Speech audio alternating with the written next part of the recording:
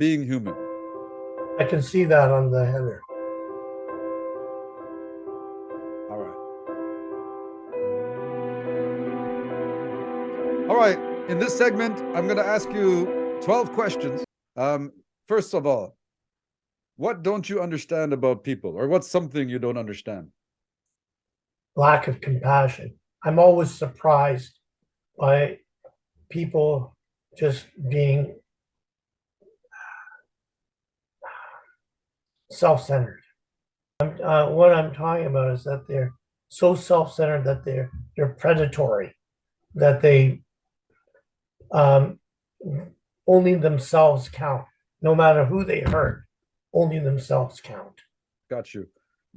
If there's one thing that you could change about your childhood, what would it be? Different parents. Both of them? My mother. Okay. What advice would you give to your younger self?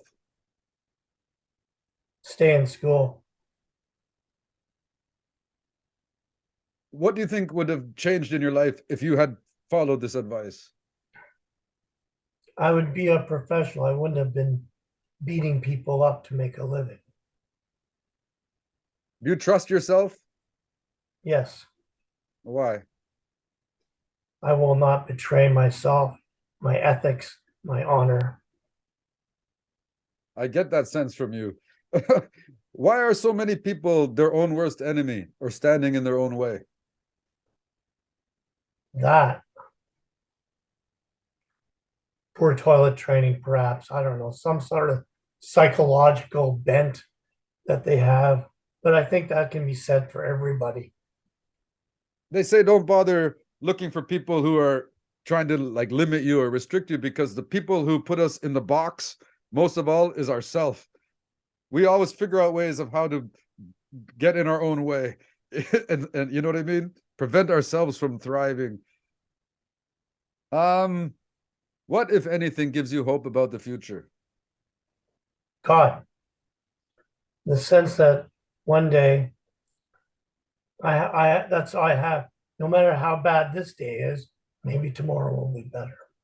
Okay.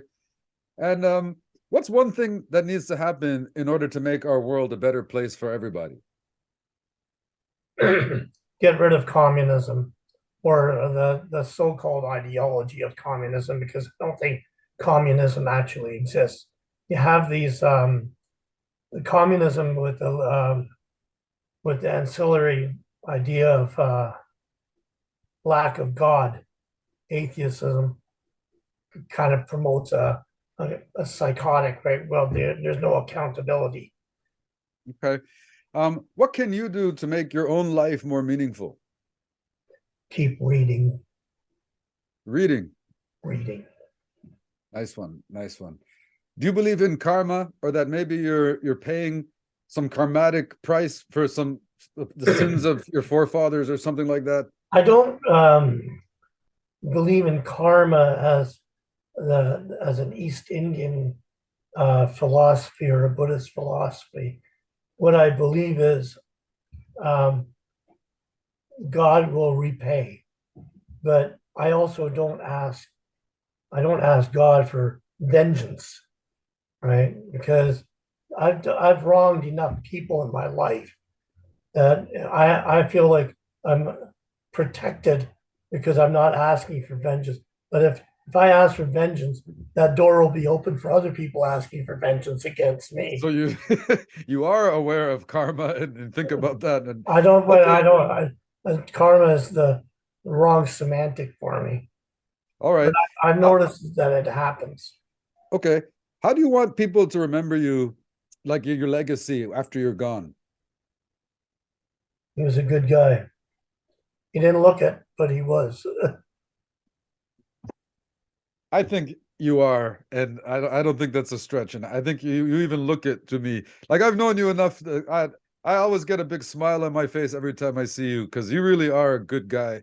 And I got to tell the story when we went to. I think we went to a restaurant one time, you and I couldn't believe that the first thing you did was order two beers.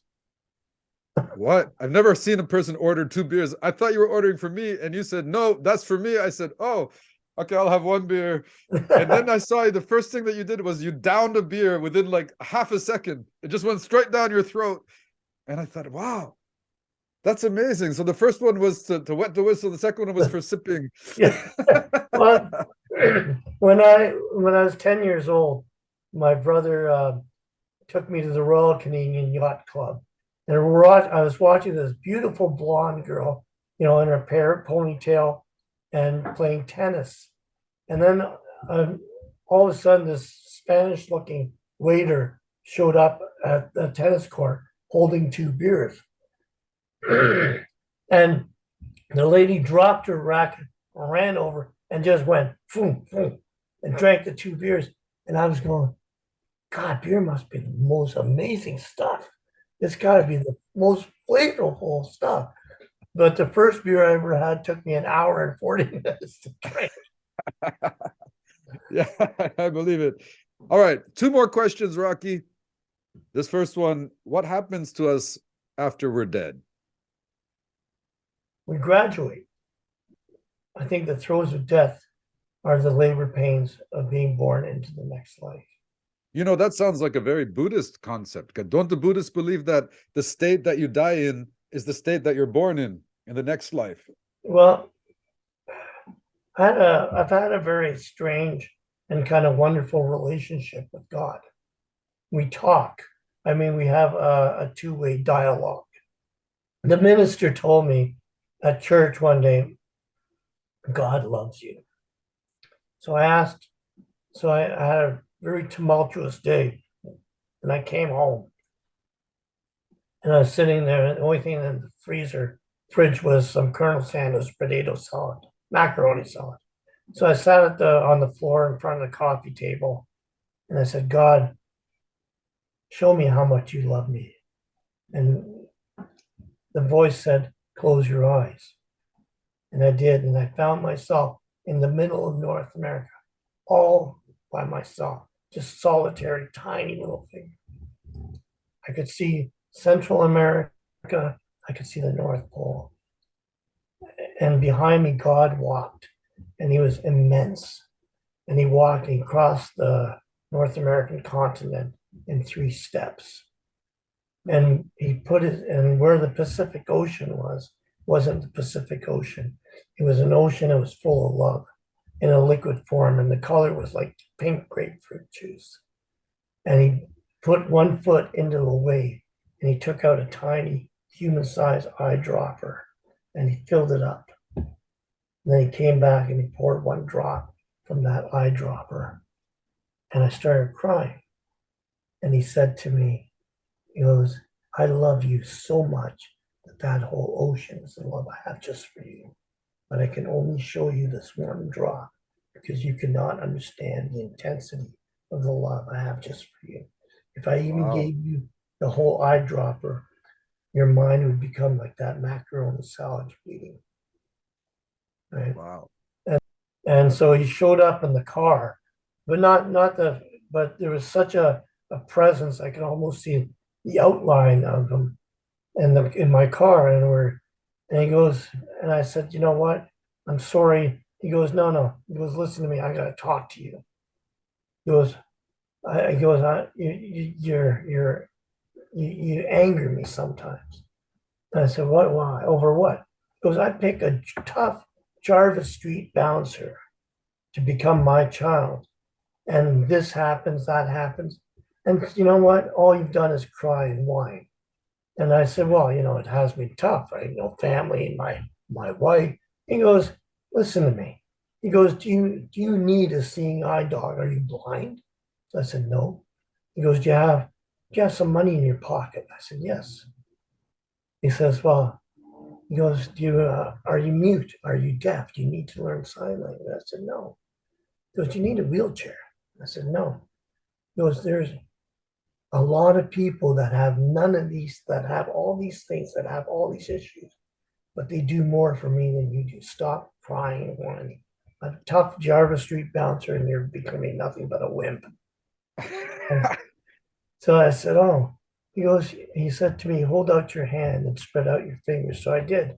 I'm driving down Highway 400 with my hands spread. And he said, consider this. How many fingers, 5 fingertips do you have? And I said, four, five. And he goes, and spaces in between. And I said, four. He goes, these are the victories. The, and these are the valleys. These are the downtime. But he goes, remember when you went out west, Rocky? I said, yeah. He goes, what grew on the Rockies, on the mountaintops? I said, nothing. He goes, that's right. Nothing grows there. He goes, in the valley is where you learn discipline, hope, faith, tenacity to keep going. This is what, you learn toughness. You just, and then you get into another mountain. Then it's part of your education. He says, see this road you're on? I said, yeah. He goes, where's it taking you? So I said, home. He goes, that's right. Your home, your life, my home with me. Last question, Rocky. There's one person you want to pay homage to who has been a huge inspiration in your life and why? I would say Zorro. Zorro. Zorro. Yeah. Nice.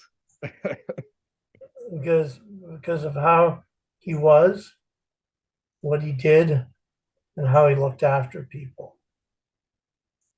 It's interesting now that I know this because it's not hard for me to see the connection between you and Zorro, or even you and Batman. It you can tell how you've been inspired by them and kind of modeled your life by those principles or by that way of thinking. Yeah, You know, yeah, the bully Zorro. buster, the bully buster. Awesome. Well, Rocky, I want to thank you for taking the time to be on my podcast, and My pleasure. It's very cathartic, Tamer.